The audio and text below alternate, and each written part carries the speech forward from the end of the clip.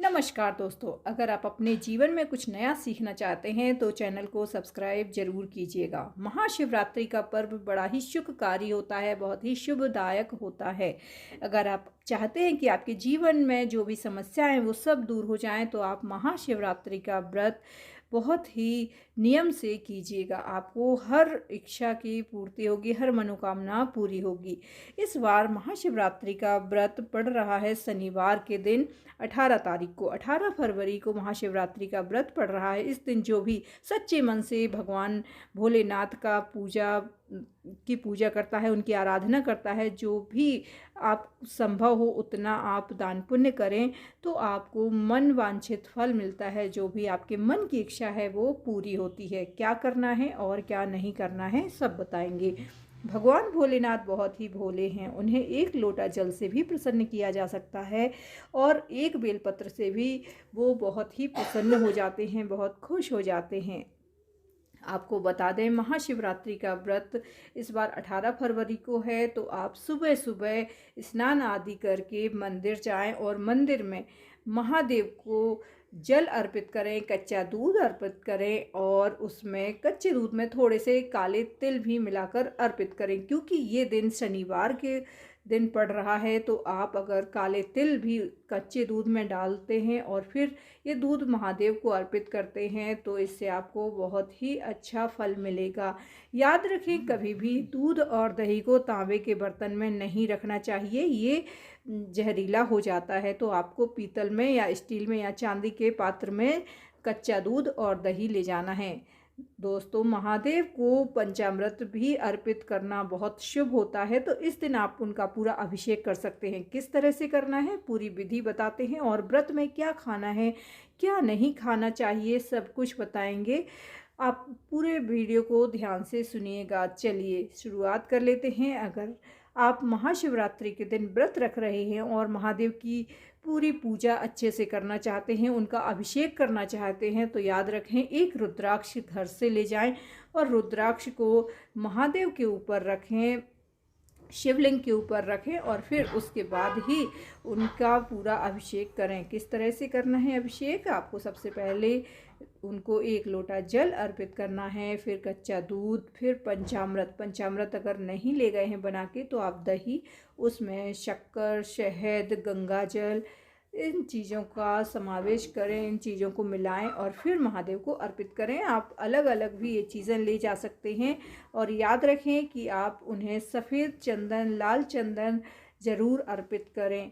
महादेव के साथ साथ आपको इस दिन पूरे परिवार की भी पूजा करनी होगी। उनके जो शिवलिंग होता है उसी में जलाधि में ही उनका पूरा परिवार होता है। तो जब भी आप मंदिर जाते हैं आप सबसे पहले उनकी जलाधि में, सबसे शुरुआत में जहाँ से पानी निकलता है, जल निकलता है, वहाँ से हमें शुरुआत करना चाहिए। वहाँ भगवान गणेश विराजमान होते हैं। फिर उनकी जो 5 पुत्रियां हैं जो नाग योनि में हैं, अशोक सुंदरी और बाकी की 5 पुत्रियां, तो उन सबको भी जल अर्पित करते हुए महादेव को जल अर्पित करना है। इस तरह से आप पूजन की शुरुआत करें और फिर उस रुद्राक्ष को वहीं महादेव के ऊपर शिवलिंग पर रखे रहने दें और फिर आप उन्हें गुलाल चढ़ाएं, भस्म चढ़ाएं, सफ़ेद और लाल चंदन चढ़ाएं जैसा हमने बताया। शहद ज़रूर उन्हें अर्पित करें और कुछ शक्कर के दाने भी अर्पित करें। बेलपत्र चढ़ाएं, सफ़ेद और अक्षत चढ़ाएं, चाहे आप थोड़ा ही चढ़ाएं, लेकिन याद रखें कहीं से भी टूटा हुआ चावल नहीं होना चाहिए,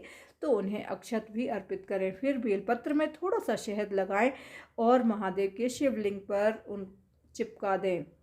जो भी आपके मन में कामना है वो बोलते हुए महादेव के शिवलिंग पर आपको ये अर्पित करना है। साथ ही बेलपत्र पर थोड़ा सा चंदन भी लगाना है। याद रखें कि अगर आपके पास बेलपत्र नहीं है तो आप बेलपत्र के बदले आप अक्षत भी भगवान को अर्पित करते हैं तो भी भगवान स्वीकार करते हैं, उसे बेलपत्र के जैसा ही माना जाता है। अगर आपके मन में है कि आपको 108 बेलपत्र चढ़ाने हैं और आपको बेलपत्र नहीं मिल रहे हैं तो आप अक्षत भी उन्हें अर्पित कर सकते हैं। 108 दाने अक्षत के ओम नमः शिवाय बोलते हुए आप उनके शिवलिंग पर अर्पित करेंगे तो आपको वैसा ही फल मिलेगा जैसा कि बेलपत्र चढ़ाने से। बेलपत्र उन्हें बहुत ही प्रिय है। लेकिन कहते हैं बेलपत्र कहीं से भी कटा फटा नहीं होना चाहिए। 3 पत्तियां जो उसमें जुड़ी हैं वो कहीं से भी कटी फटी ना हो, तभी आप उन्हें चढ़ाएं। उन्हें बेल भी बहुत ही प्रिय है, तो आप बेल को भी चढ़ाएं। साथ ही जो धतूरा का फल चढ़ाया जाता है वो भी महादेव को बहुत प्रिय है। तो इन चीज़ों का आपको विशेष ख्याल रखना है। महादेव की पूजन सामग्री में जो भी चीज़ें आप ले जा रहे हैं वो कहीं से भी कटी फटी टूटी फूटी नहीं होना चाहिए।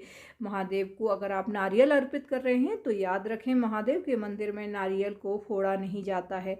महादेव को जो कुछ भी अर्पित किया जाता है, कभी भी उसको काट के, कोई भी फल आप काट के ना ले जाएं, वो फल ऐसे ही चढ़ाया जाता है। और जो भी फल और या जो प्रसाद आपने भगवान को भोग लगाया है और महादेव के शिवलिंग पर चढ़ा दिया है, उनकी जलाधि के ऊपर रखा है, तो उसे कोई भी और ग्रहण नहीं कर सकता है, क्योंकि ये वरदान है भूत प्रेतों और नंदी को कि ये सब उनको ही अर्पित किया जाएगा। तो महादेव के मंदिर में एक तो प्रसाद मिलता नहीं है, और जो भी प्रसाद जो भी महादेव के ऊपर चढ़ा दिया जाता है वो कोई और ग्रहण नहीं कर सकता है, क्योंकि ये भूत प्रेतों और नंदी को जाता है। ये उन्होंने वरदान दिया था। तो आप ध्यान रखें, अगर आप भोग लगा रहे हैं तो थोड़ा सा दूरी बनाकर शिवलिंग के पास रख सकते हैं, लेकिन शिवलिंग के ऊपर अगर चढ़ा दिया है तो उसको ग्रहण नहीं किया जा सकता। फिर आप महादेव के पूजा में कुछ पैसे ज़रूर चढ़ाएं, तभी आपकी पूजा पूर्ण होती है। घी का दीपक जलाएं, धूप जलाएं। इस तरह से आप भगवान के सामने बैठकर अगर शिव चालीसा का पाठ करते हैं तो आपके मन की हर कामना पूरी होती है। अब आपको क्या करना है, व्रत में क्या खाना है, आपको बता देते हैं। महाशिवरात्रि के दिन अगर आपने व्रत रखा है तो इस दिन आपको फलाहार करनी है, और आप नमक भी ले सकते हैं, लेकिन वो सेंधा नमक होना चाहिए। सात्विक भोजन किया जाता है।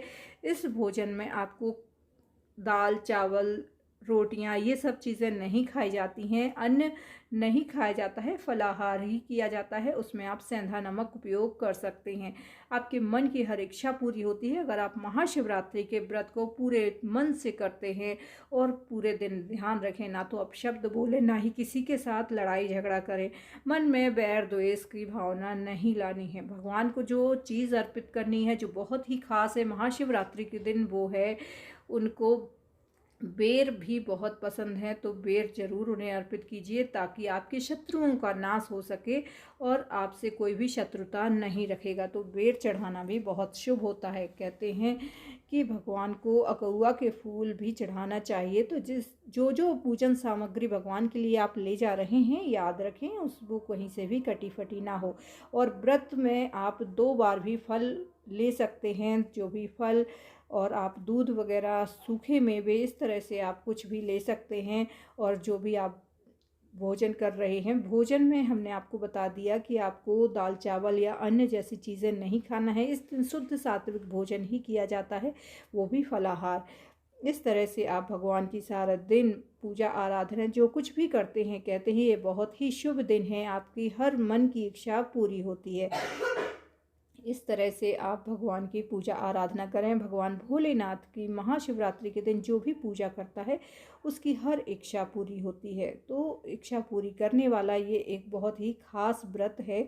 और आप सभी को महाशिवरात्रि की बहुत बहुत शुभकामनाएं। आपको जो सावधानियां रखनी हैं वो भी हम आपको बता देते हैं। महादेव को जो चीज़ें अप्रिय हैं वो हैं, उन्हें हल्दी रोरी नहीं चढ़ाई जाती है, क्योंकि वो बैरागी हैं और ये शुभता के प्रतीक हैं। तो महादेव को हल्दी नहीं चढ़ाई जाती है, लेकिन केवल महाशिवरात्रि के दिन ये चीज़ें आप चढ़ा सकते हैं। महादेव की पूजा में कभी भी तुलसी पत्र नहीं चढ़ाया जाता है, उनके भोग में कभी तुलसी पत्र नहीं रखा जाता है। तो आप ध्यान रखें, महादेव को कभी भी तुलसी का पौधा जहाँ लगाया है, सब लोग ऐसा करते हैं कि तुलसी के पौधे वाले गमले में ही शिवलिंग विराजमान कर देते हैं। तो ये गलती भी बिल्कुल नहीं करना चाहिए। महादेव की पूरी परिक्रमा कभी नहीं करनी चाहिए, उनकी आधी परिक्रमा ही की जाती है। कहते हैं जलाधि से जो जल निकलता है वो हमें अपने पैरों से लांघना नहीं चाहिए, इसलिए उनकी परिक्रमा नहीं की जाती है।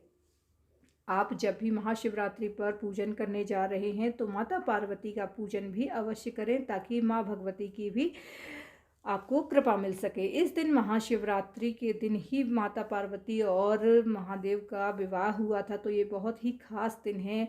उन दोनों की ही पूजा आराधना करने से हमारे मन की हर इच्छा पूरी होती है।